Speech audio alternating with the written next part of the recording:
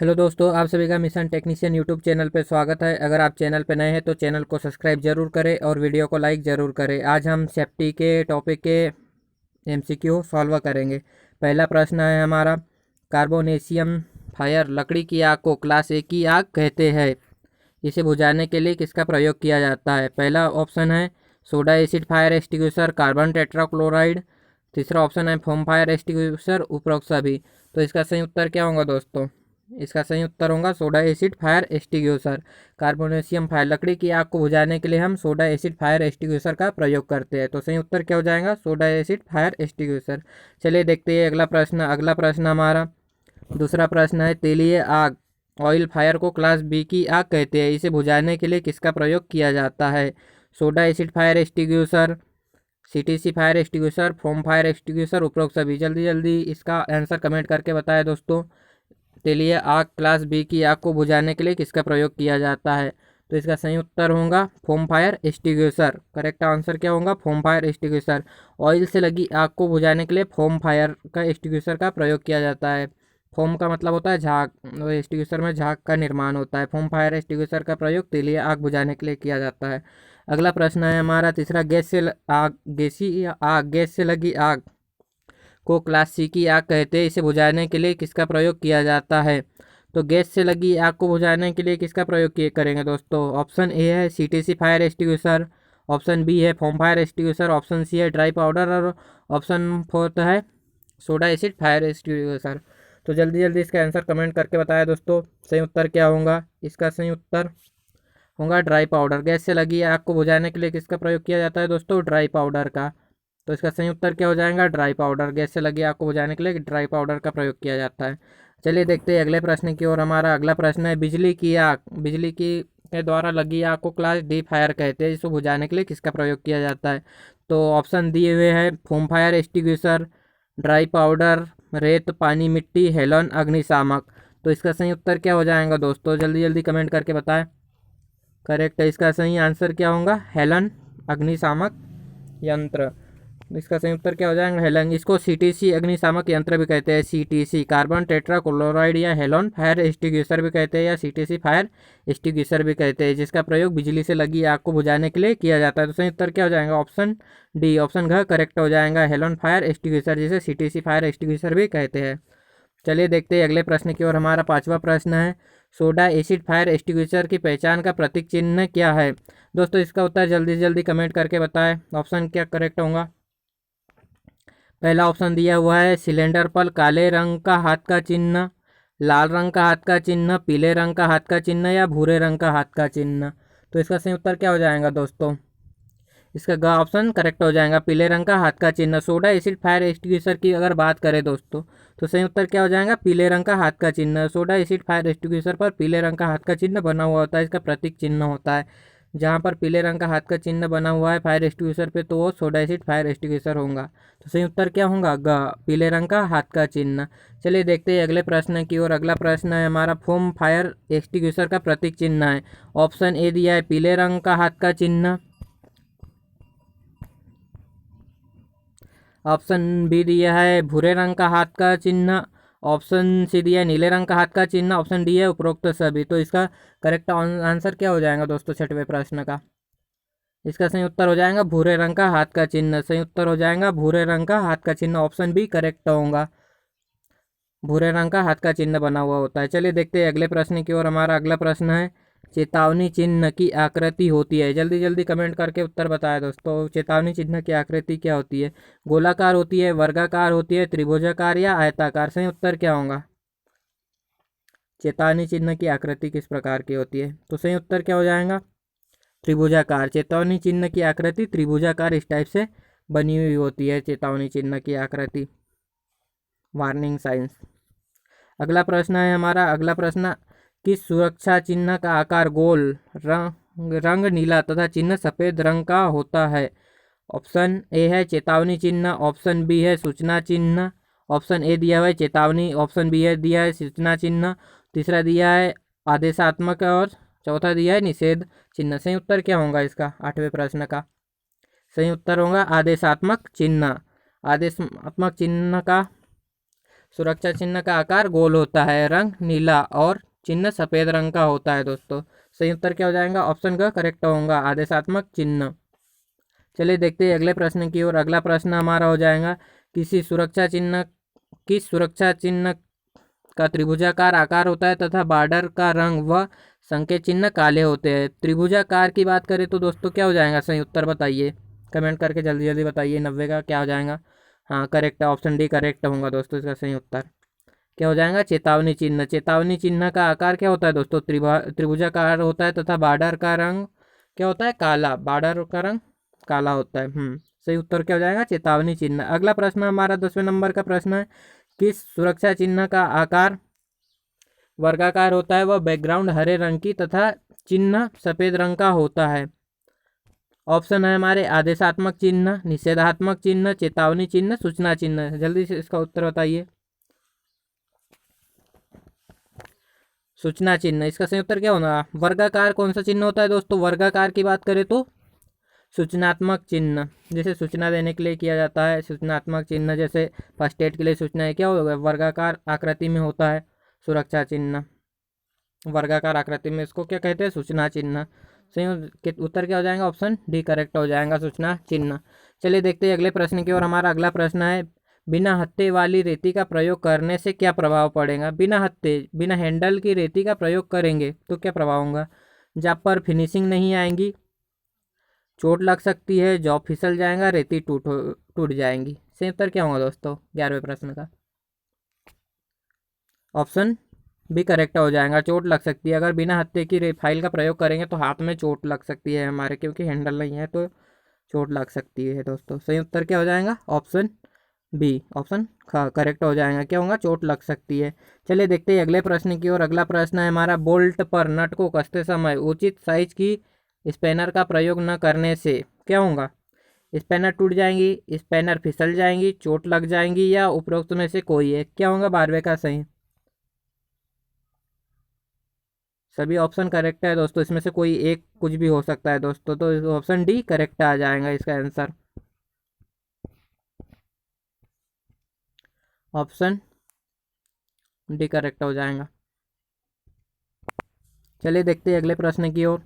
अगला प्रश्न है हमारा, मशरूम हेड के हथौड़े मशरूम फेस के हथौड़े के प्रयोग करने से क्या होगा? सही उत्तर बताइए दोस्तों। चोट उचित स्थान पर नहीं लगेंगी, हैमर फिसल जाएगा, हथौड़े का हत्था निकल जाएगा, उपरोक्त में से कोई एक। तो सही उत्तर क्या होगा दोस्तों? हैमर फिसल जाएगा। सही उत्तर क्या होगा? हैमर फिसल जाएगा, क्योंकि मशरूम हेड फेस से का हैमर का प्रयोग करते हैं तो हैमर फिसल जाता है। सही उत्तर क्या हो जाएगा? हैमर फिसल जाएगा। चलिए देखते हैं अगले प्रश्न की ओर। अगला प्रश्न हमारा 14वां प्रश्न है, किसी मशीन उपकरण के बारे में ज्ञान न हो उस पर कार्य करने को क्या कहते हैं? लगन की कमी कहते हैं, उत्सुकता कहते हैं, गलत पोशाक, या अज्ञानता? ऑप्शन ए क्या है? लगन की कमी, गलत पोशाक, उत्सुकता, अज्ञानता। सही उत्तर बताए दोस्तों इसका क्या होगा सही उत्तर? किसी मशीन उपकरण के बारे में ज्ञान न हो उस पर कार्य करने को क्या कहते हैं? सही उत्तर क्या होगा? अज्ञानता। ऑप्शन डी करेक्ट होगा, अज्ञानता कहते हैं। चलिए दोस्तों अगले प्रश्न की ओर देखते हैं। अगला प्रश्न है हमारा, किसी उद्योग में आग लगने का कारण निम्न में से कौन सा नहीं है? किसी उद्योग में, किसी भी कंपनी इंडस्ट्री में आग लगने का कारण निम्न में से कौन सा नहीं हो सकता? बिजली के शॉर्ट सर्किट, धूम्रपान करना, बिजली के तारों को ढीले कनेक्शन, फर्श पर कचरा पड़ा होना। बताइए इससे उत्तर क्या हो जाएगा? करेक्ट आंसर क्या होगा दोस्तों? D. Correct answer option D होगा, फर्श पर कचरा पड़ा होना। इससे आग लगने का यह कारण नहीं है। बाकी देखो, बिजली के बात करें तो इससे भी दोस्तों आग लग सकती है। धूम्रपान करने से कोई जलती हुई बीड़ी कहीं फेंक दी है तो इससे भी आग लग सकती है। बिजली के तारों के ढीले कनेक्शन होंगे तो शॉर्ट सर्किट होगा जिससे आग लग सकती है दोस्तों। सही उत्तर क्या हो जाएगा? ऑप्शन डी करेक्ट होगा, फर्श पर कचरा पड़ा होना, स्क्रैप पड़ा होना, इससे आग नहीं लगती है। चलिए देखते हैं अगले प्रश्न की ओर। हमारा अगला प्रश्न है, निम्नलिखित में से दुर्घटना होने का कारण नहीं है? लापरवाही, अज्ञानता, लगन की कमी, सुनिश्चित ढंग से कार्य संपन्न करना। जल्दी जल्दी इसका सही उत्तर बताएं दोस्तों। सही उत्तर क्या होगा? सुनिश्चित ढंग से कार्य संपन्न करना। सुनिश्चित ढंग से अगर कोई कार्य संपन्न कर रहा है तो दुर्घटना तो होंगी ही नहीं दोस्तों। वैसे लापरवाही करेंगे तो भी दुर्घटना होंगी। अज्ञानता से कोई भी जो मशीन का ज्ञान नहीं है उसको भी काम कर रहे हैं तो भी दुर्घटना होंगी। लग्न की कमी, लग्न मन से काम नहीं कर रहे तो दुर्घटना घटेंगी। तो सही उत्तर क्या हो जाएगा? सुनिश्चित ढंग से कार्य संपन्न करना, इसके कारण दुर्घटना नहीं होती। अगर कार्य सुनिश्चित ढंग से करेंगे तो दुर्घटना कैसे होंगी? चलिए देखते हैं अगले प्रश्न की ओर। 17वां प्रश्न है हमारा, कार्य को करते समय यदि दुर्घटना हो जाए तो दुर्घटना स्थल पर भीड़ लगाकर खड़े हो जाना चाहिए, दुर्घटना की सूचना अपने वरिष्ठ अधिकारी को देनी चाहिए, कार्यस्थल से भाग जाना चाहिए, उपरोक्त सभी। इसका उत्तर कमेंट करके बताया दोस्तों। बहुत ही अच्छा क्वेश्चन है। क्या होगा इसका करेक्ट आंसर? दुर्घटना स्थल पर भीड़ लगा खड़े हो जाना चाहिए? नहीं, इसका आंसर ऑप्शन बी करेक्ट हो जाएगा। दुर्घटना की सूचना अपने वरिष्ठ अधिकारी को देनी चाहिए। बाकी कार्यस्थल से तो भागना चाहिए ही नहीं तुरंत। सही उत्तर क्या हो जाएगा? दुर्घटना की सूचना अपने वरिष्ठ अधिकारी को देना। भागना तो है, पर उससे पहले अपने को क्या करना चाहिए? भागने से पहले कार्यस्थल पे आवाज़ करना चाहिए, सबको सूचना देना चाहिए। फायर एक्सटिंग्विशर का प्रयोग सूचना देने के बाद ही यहाँ से भागना चाहिए। हाँ चलिए करेक्ट। अगला प्रश्न देखते हैं। 18वां नंबर का प्रश्न है हमारा, एक मरीज के मुंह से श्वसन प्रक्रिया करने पर सही प्रतिक्रिया न करने तो प्राथमिक उपचार को निम्न में से क्या करना चाहिए? यदि एक मरीज के मुंह से श्वसन क्रिया करने पर सही प्रतिक्रिया न करे, यदि श्वसन क्रिया करा रहे हैं सही प्रतिक्रिया नहीं कर रहे, तो मरीज का प्राथमिक उपचार को क्या करना चाहिए? निम्न करना चाहिए। तुरंत चिकित्सा सहायता दे, टूटी हुई अस्थियां देखे, शरीर को कंबल से गर्म रखे, नाड़ी की जांच करे। सही उत्तर क्या होगा दोस्तों? जल्दी से सही उत्तर बताया 18वां प्रश्न का। सही उत्तर क्या होगा? ऑप्शन का करेक्ट होगा। क्या होगा? तुरंत चिकित्सीय सहायता दे, क्योंकि हमने तो फर्स्ट एड करके देख लिया है। तो इसका सही उत्तर होगा तुरंत चिकित्सीय सहायता दे। चलो देखते हैं अगले प्रश्न की ओर। अगला प्रश्न हमारा होगा, आग में मिले होते हैं ईंधन, लाइट और ऑक्सीजन, ईंधन, ताप और ऑक्सीजन, ईंधन, ताप और कार्बन डाइऑक्साइड, ईंधन, लाइट और नाइट्रोजन। सही उत्तर क्या होगा दोस्तों? 19 का। हाँ सही उत्तर क्या होगा? आग में ईंधन, तापमान और ऑक्सीजन मिले हुए होते हैं। ऑप्शन का करेक्ट होगा। आग में ईंधन होना चाहिए कि जलने के लिए, और तापमान जलाने के लिए होना चाहिए, जलाने में सहायता के लिए ऑक्सीजन होना जरूरी है। तो आग में क्या होता है दोस्तों? ईंधन, तापमान और ऑक्सीजन। ऑप्शन का करेक्ट होगा। चलिए देखते हैं अगले प्रश्न की ओर। अगला प्रश्न है हमारा 20 प्रश्न नंबर का प्रश्न, किसी तेलीय फर्श को किसके द्वारा साफ करना चाहिए? सही उत्तर क्या होगा? कॉटन वेस्ट, पानी डालकर, सॉडस्ट या रेत डालकर, कार्बन डाइऑक्साइड से स्प्रे करके। सही उत्तर क्या होगा? जल्दी जल्दी कमेंट करके बताएं। ऑप्शन का करेक्ट होगा, सॉडस्ट या रेत डालकर। फर्श पे तेल फैला हुआ है तो उसको क्या, लकड़ी का डस्ट, सॉडस्ट मतलब लकड़ी का डस्ट, बुरादा डाले या रेत डाले, जिससे क्या होगा? ये तेल को सोख लेंगे, तो तेल सोख का जाएगा तो जिससे दुर्घटना नहीं होगी, फर्श पे पैर नहीं फिसलेगा। तो इसके लिए क्या करना चाहिए? सॉडस्ट या रेत डालकर। ऑप्शन का करेक्ट होगा। चलिए देखते हैं अगला प्रश्न। 21वां प्रश्न है, किसी दुर्घटना की स्थिति में भी पीड़ित व्यक्ति को तुरंत आराम करने को कहना चाहिए, दुर्घटना के बारे में पूछताछ करनी चाहिए, सहायता प्रदान करनी चाहिए, या बिना इलाज के पड़े रहना देना चाहिए। सही उत्तर क्या होगा 21वें प्रश्न का? 21वें प्रश्न का उत्तर होगा, सही उत्तर क्या होगा दोस्तों? ऑप्शन का करेक्ट होगा, सहायता प्रदान करनी चाहिए। सही उत्तर क्या होगा? सहायता प्रदान करनी चाहिए। अगला प्रश्न देखते हैं हमारा 22वां प्रश्न है, दुर्घटना से बचने का अच्छा तरीका है। दुर्घटना से बचने पुराने तरीके से कार्य करना, किसी अपने तरीके से कार्य करना,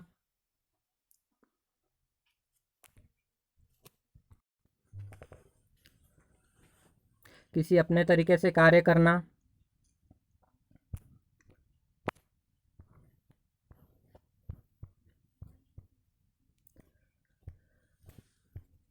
जॉब, मशीन और कार्य के स्थान से संबंधित सुरक्षा नियमों का पालन करना, या सुरक्षा साज सामानों का प्रयोग करना। सही उत्तर क्या होगा? इसका ऑप्शन का करेक्ट होगा, जॉब, मशीन और कार्य संबंधित सुरक्षा नियमों का पालन करना, इसका करेक्ट आंसर हो जाएगा।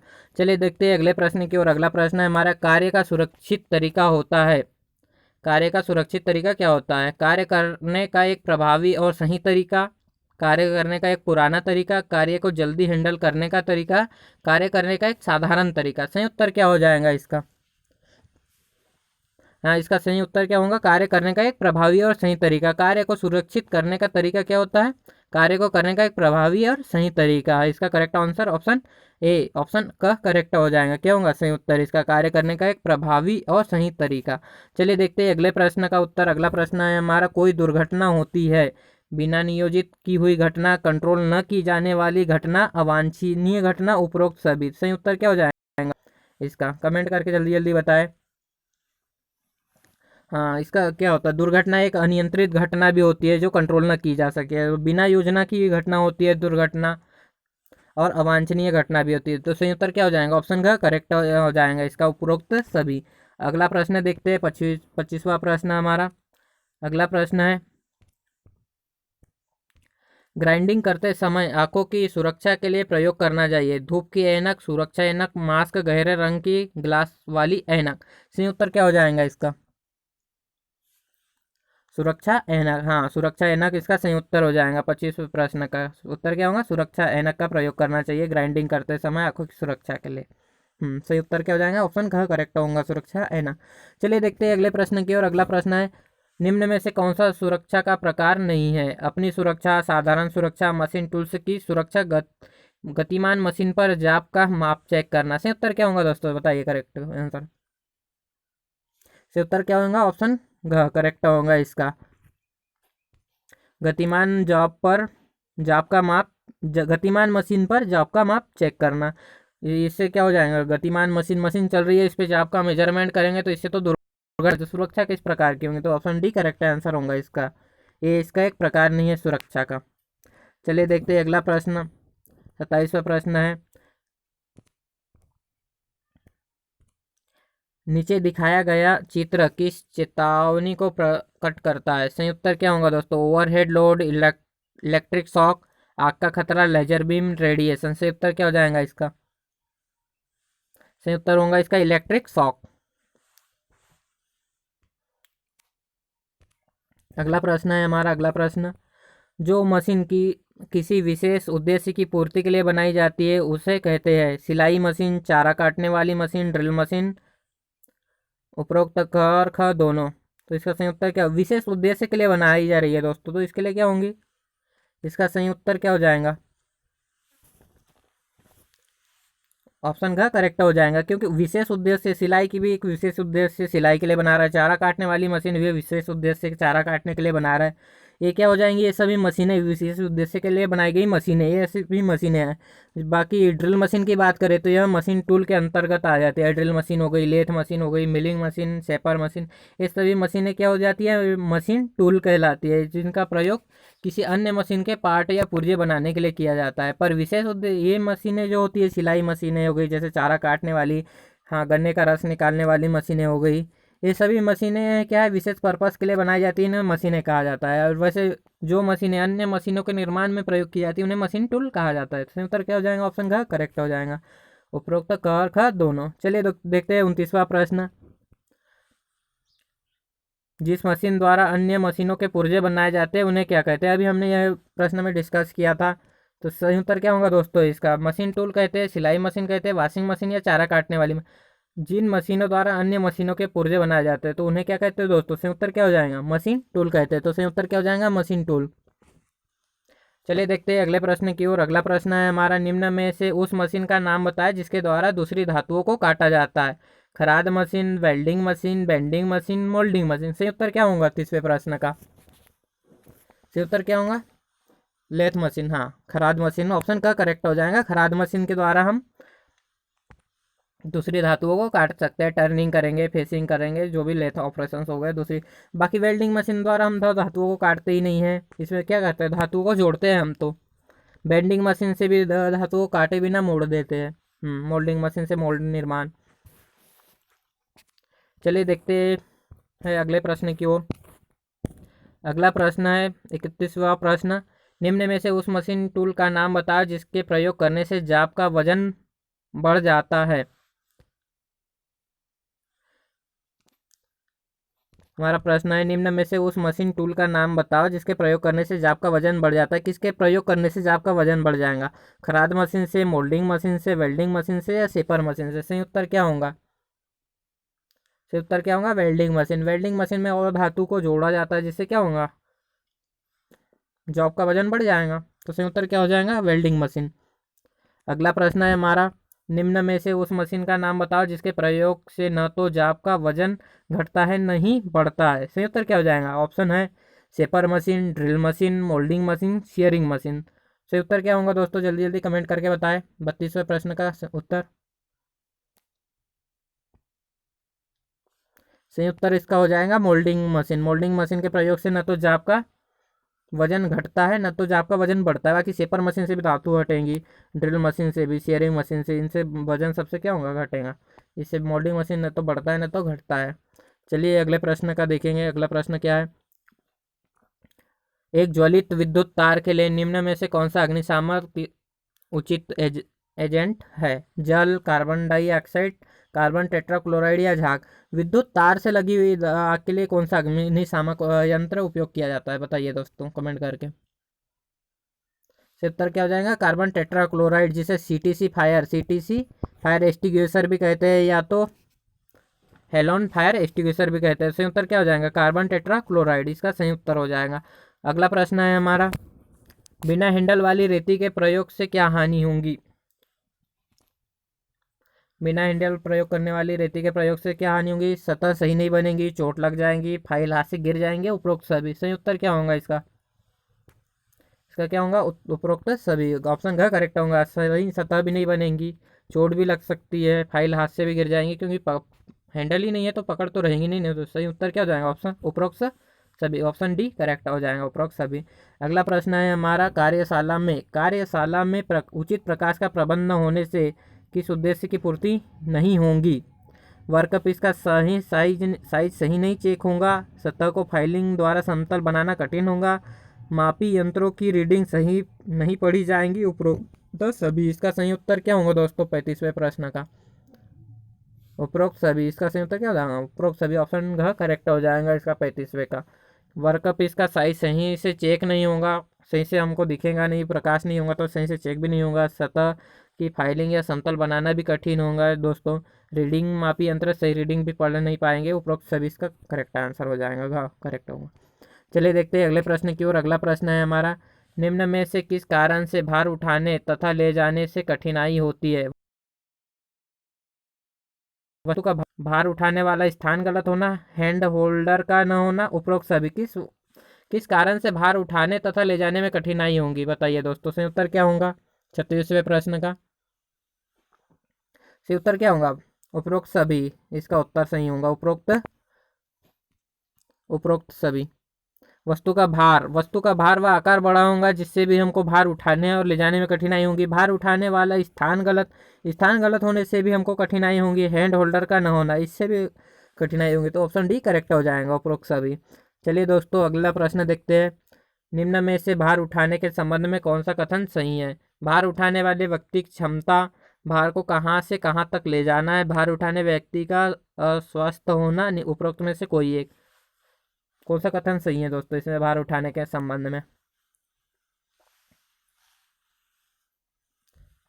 उत्तर क्या हो जाएगा? उपरोक्त में से कोई एक। भार उठाने व्यक्ति की क्षमता भी निर्भर करती है, भार को कहाँ से कहाँ ले जाना है वो भी निर्भर करती है, भार उठाने वाले व्यक्ति का अस्वस्थ होना भी निर्भर करता है। तो सही कथन क्या हो जाएगा? उपरोक्त में से कोई भी एक इसका सही करेक्ट आंसर हो जाएगा, हो सकता है। चलिए देखते हैं अगला प्रश्न। अगला प्रश्न है, निम्न में से किस कारण से शरीर की मांसपेशियों तथा जोड़ों पर प्रभाव पड़ता है? निम्न में से किस कारण से शरीर की मांसपेशियों तथा जोड़ों पर प्रभाव पड़ता है? बहुत भारी वजन उठाने से, वजन को सही प्रकार से न उठाने से, उपरोक्त क और ख दोनों में से कोई एक। सही उत्तर क्या हो जाएगा इसका? इसका सही उत्तर हो जाएगा दोस्तों उपरोक्त क ख दोनों। बहुत भारी वजन उठाने से भी और वजन को सही प्रकार से न भी उठाने से मांसपेशियां, शरीर के मांसपेशियां तथा जोड़ दोनों प्रभावित हो जाते हैं। तो ऑप्शन का करेक्ट हो जाएगा। अगला प्रश्न है हमारा, वर्कशॉप में दुर्घटना से बचने का कौन सा कारण नहीं है? वर्कशॉप में दुर्घटना से बचने का, मशीनों को घूमने वाले पार्टों पर गार्डर लगे हो, ये तो करेक्ट आंसर है दोस्तों। दुर्घटना से बचने का कौन सा नहीं है पूछ रहा है, तो अगला देखते हैं अगले ऑप्शन इसके।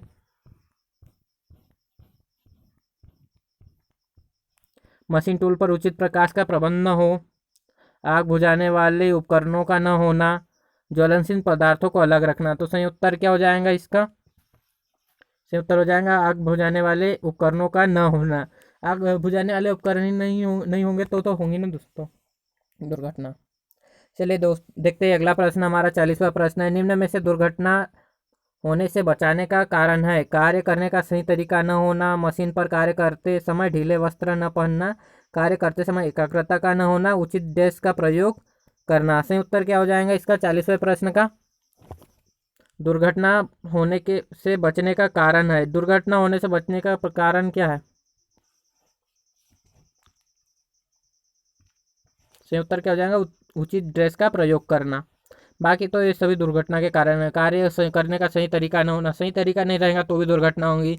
मशीन पर कार्य करते समय ढीले वस्त्र पहनेंगे तो वस्त्र भी फंस जाएंगे, कपड़े फंस जाएंगे मशीनों में, तो जिससे दुर्घटना होगी। एकाग्रता अगर नहीं होगी कार्य करते समय तो भी दुर्घटना होगी। तो सही उत्तर क्या हो जाएगा? उचित ड्रेस का प्रयोग करना, इससे दुर्घटना नहीं होती है। तो दोस्तों यह हमने आज 40 प्रश्न किए। अगले पार्ट में हम आगे के प्रश्न करेंगे। टोटल सेफ्टी के हम 87 क्वेश्चन सॉल्व करने वाले हैं सेफ्टी के रिलेटेड, जिसमें से कोई ना कोई एग्ज़ाम में, गवर्नमेंट एग्ज़ाम में ज़रूर आते हैं दोस्तों, टेक्निकल एग्ज़ाम्स में। यह बहुत ही इंपॉर्टेंट क्वेश्चन है। अगर वीडियो अच्छा लगे तो लाइक, चैनल को सब्सक्राइब जरूर करें। धन्यवाद। और टेलीग्राम चैनल को भी ज्वाइन करें, जिसका लिंक आपको डिस्क्रिप्शन में मिल जाएगा दोस्तों। डेली टेस्ट टेलीग्राम पे लिंक मिल जाया करेंगी डेली टेस्ट की। धन्यवाद।